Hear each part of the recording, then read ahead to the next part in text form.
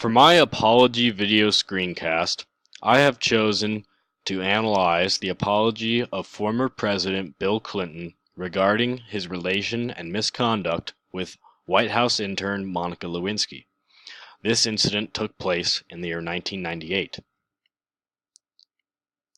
Fast forwarding to 20 seconds into the apology, here you can see the president looking down and biting his lip.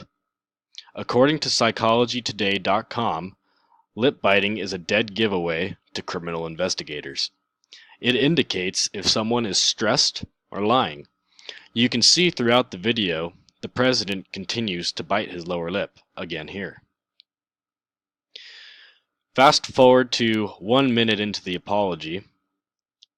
Here you can see the president change his eye direction and look down as he apologizes to the American people.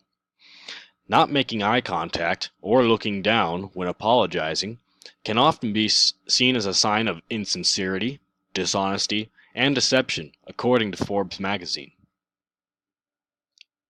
Fast forward to 2 minutes into the apology, and here you can see the president start to shuffle and shift his weight from side to side, which is often a sign of nervousness.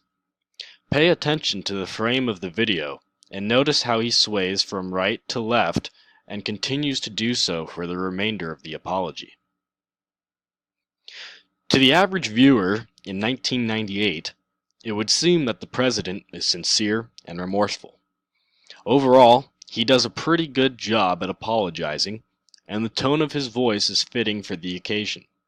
However, if you know what to look for in body language, and especially now that in the present day we know for sure what happened regarding the Lewinsky scandal, it is easy to point out where he is lying and how his words do not align with his actions.